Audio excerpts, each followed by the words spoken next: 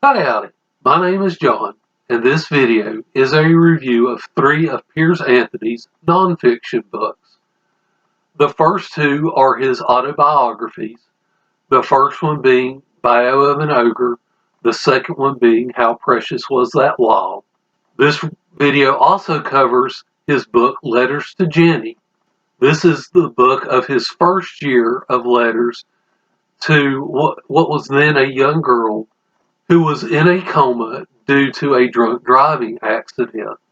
Now, this review is mostly going to be me reading excerpts from the book. I'm really going to push the fair use policy to its fullest in this video. The first book is Bio of an Ogre.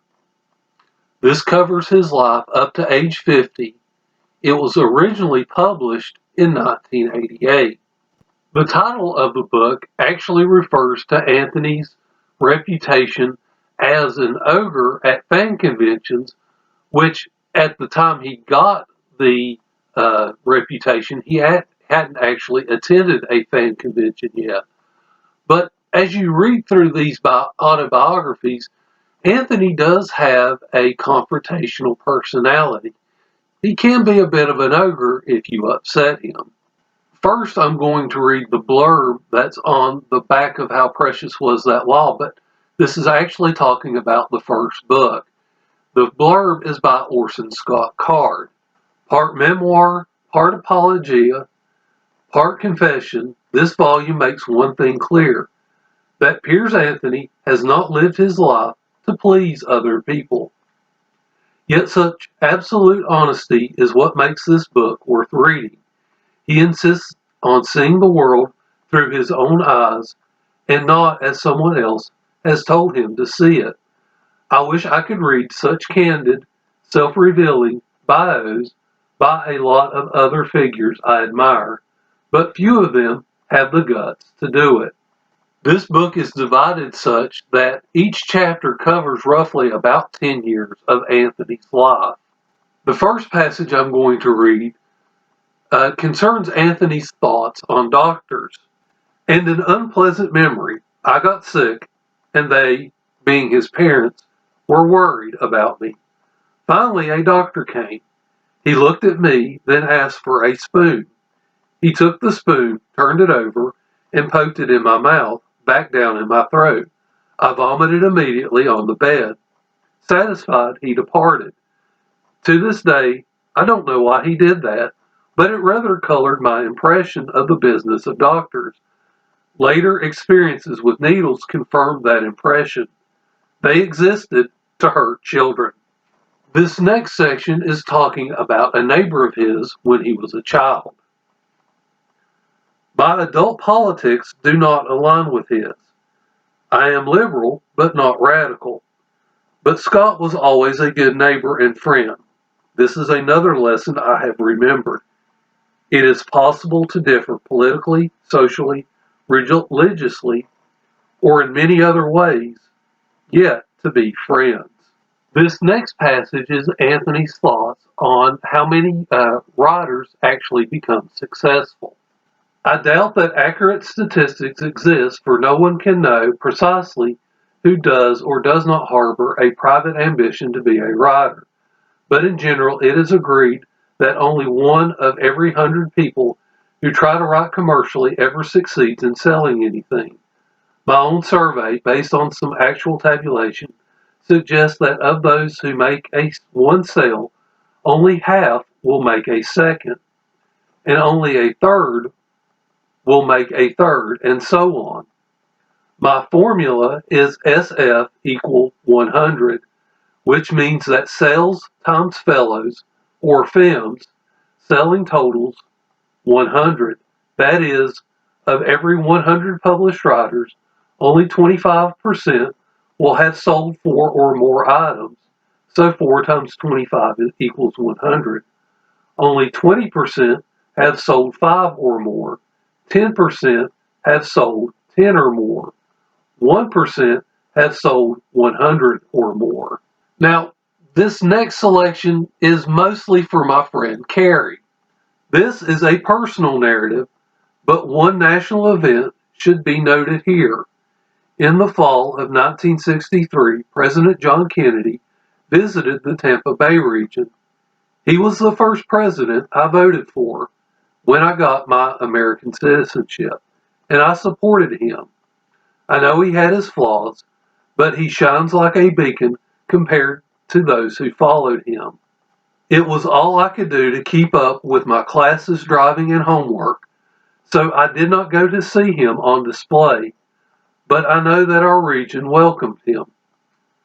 5 days later, he was dead. Now, I'm not going to read anything out of this next section, but early in his career, he did have a contract dispute with one of his publishers, and one of the chapters kind of details that dispute. He will go into that in a little bit more detail in How Precious Was That While as well. Now, if you've seen my November wrap-up where I discuss this book, you've already heard me read the next passage. So remember, this was published in 1988, and this is his computer system at the time. I use a DEC Rainbow with 20 megabyte hard disk and a 512 kilobyte memory. This book also has some suggestions for aspiring writers, and some of these suggestions he has acronyms to help remember them. The first one is IDEAL, IDEAL.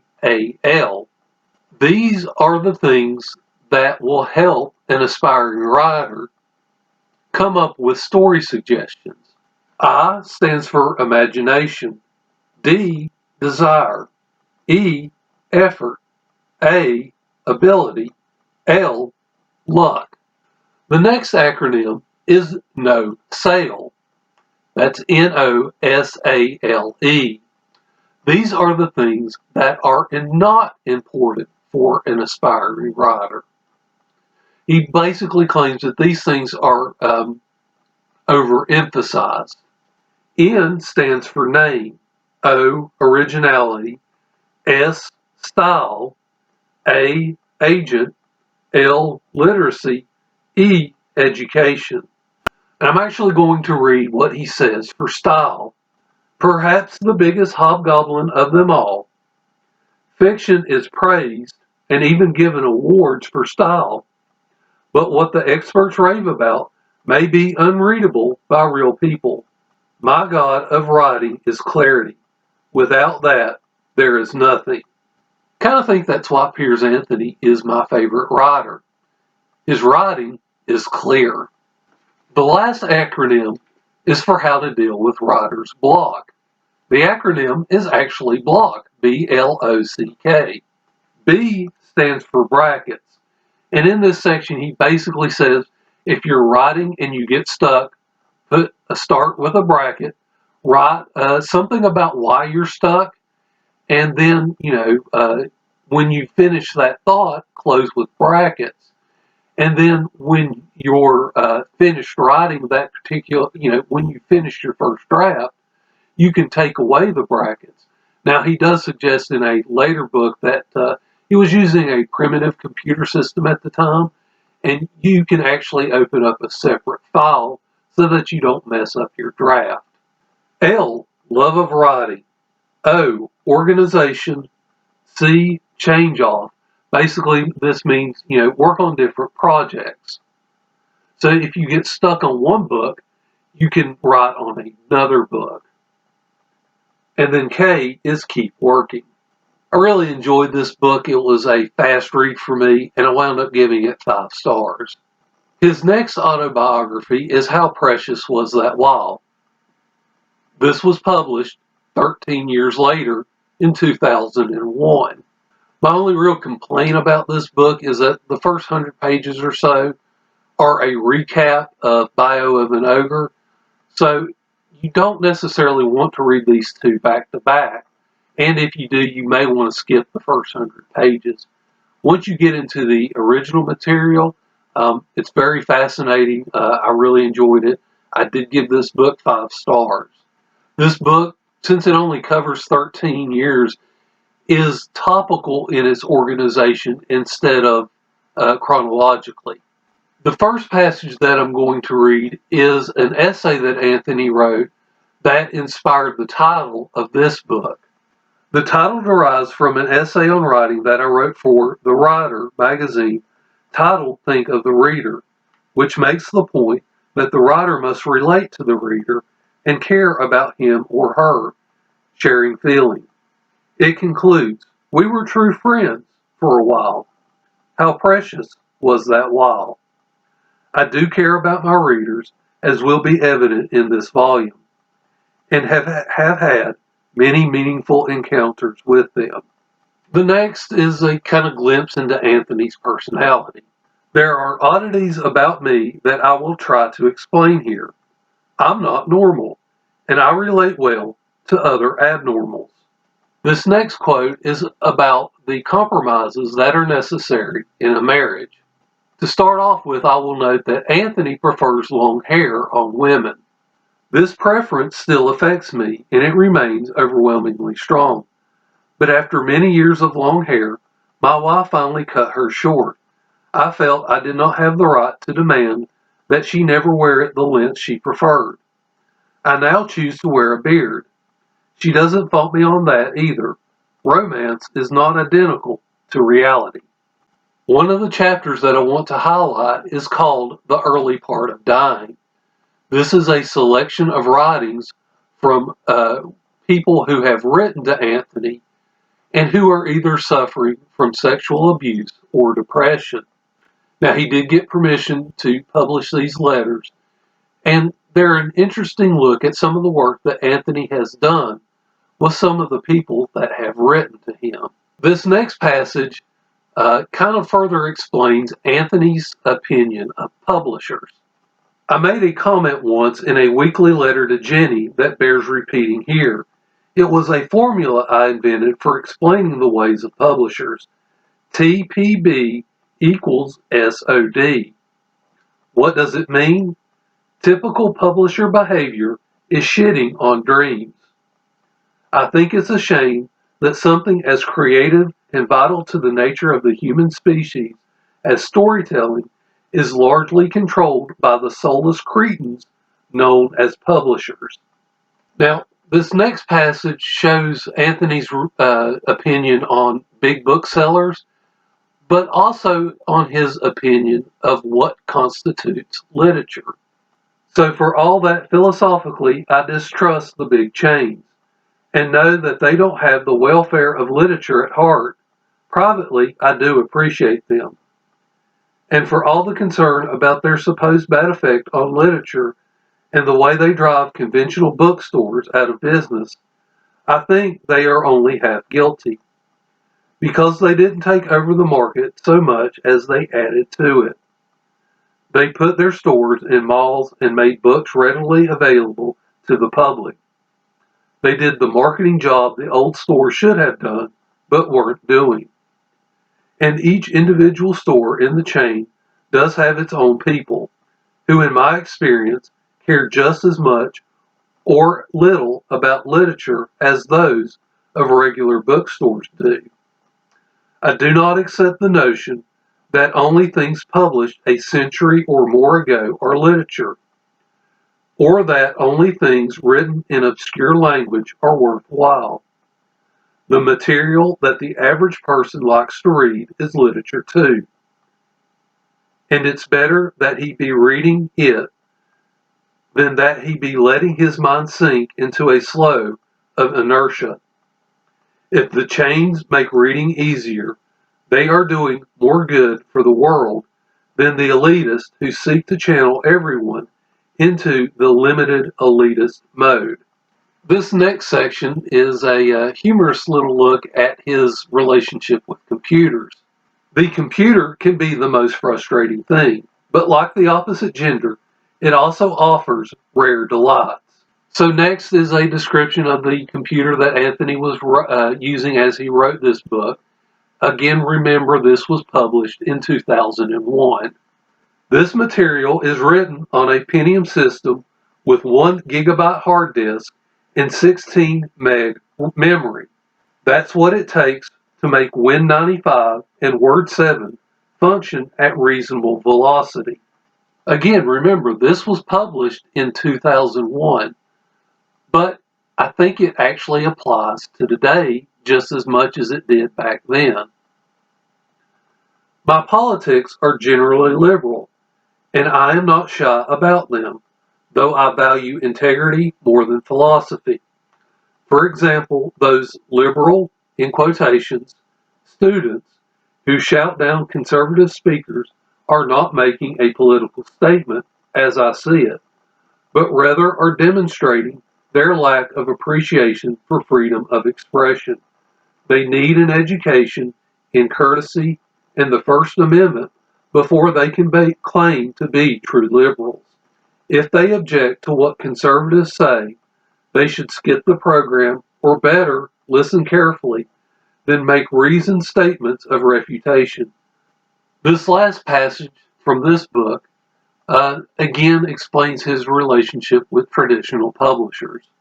When you think of a publisher, think of a used car dealer, with the editor as the salesman.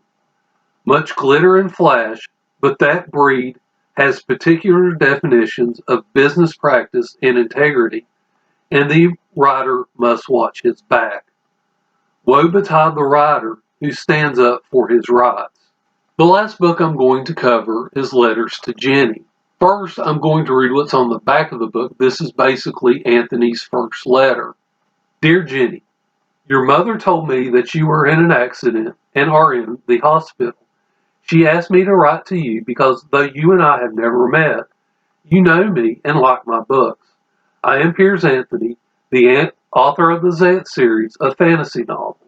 These letters were written in 1989 and 1990. I'm only going to read two passages from this one. The first one actually does not involve Jenny at all. I know an editor at Tor Books who lives there being Charleston, South Carolina, Harriet McDougall, former senior editor. Her husband is Robert Jordan, author of several Tarzan novels, but don't judge him by that. He's about to get into major fantasy and will be one of the leading figures in the genre. I know. What do you mean? How do I know? Can't you take it on faith? I read his first huge fantasy epic in manuscript. It hasn't been published yet. Robert Jordan is, of course, the author of the Wheel of Time series, and the book Anthony is referring to is the first book, The Eye of the World. Book which I might add I DNF'd. So, who knows. Now, this last passage is going to be a rather lengthy one. It's actually only part of it. This is what Anthony remembers telling Jenny when they met for the first time. It's been a long time, girl, since I met you, and longer since you met me, because you knew me through my novels, while I learned of you only when I received your mother's first letter. Now we have met personally for the first time. It is said that a person who saves the life of another person is thereafter responsible for that person. I didn't understand that at first. It seemed to me that it was the one who was saved who owed the debt. But as time passed, I came to appreciate the meaning of it. A person who is dying will not have much concern with this world. Whether he goes to heaven or to hell or to nothingness, he is finished here. But if someone else interferes with his life, his death, and brings him back to this world, then he may not be ready for it. He may have had reason to leave this world and be ill prepared to handle it. So the one who brings him back should at least see that the life he returns to is worthwhile and that he can cope with it. When I wrote to you while you were in the coma, I wasn't sure that my letter would bring you out of it, but I gave it the best try I could. Now it may be that you have decided to wake up on your own. The day my letter arrived, that you said to yourself, well, I've had a good sleep, and it's time to get up. Oh, there's a letter from Piers Anthony? How nice. What's for lunch? Was it that way? The next section's in brackets. Here was the first reaction from Jenny. a trace of a smile, and perhaps a slight squeeze of her hand. Humorous negation. It wasn't that way. In brackets. But maybe you were walking through the valley of the shadow of death, and you faced resolutely toward that other world, until my hand caught your hand, and held you, and turned you back to this world. Now understand, I did not do this alone. When my hand caught yours, my other hand was holding your mother's hand, and her other hand was holding your daddy's hand. And there was a line of therapists and friends extending from our world toward you. Again in brackets. At this point, I reached back and put my hand on the arm of the next closest person, Jenny's father, illustrating the chain. In brackets. But they could not quite reach you until I came and added one more link, and finally caught your hand. Now, as I mentioned, these letters were written in 1989 and 1990. It's over 30 years ago now. Anthony has continued to write a letter once a week to Jenny ever since then.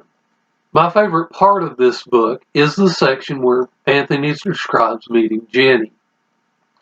The letters themselves, they're a little hard to read one right after the other. He basically wrote Jenny a letter one a week for an entire year that's published in this book.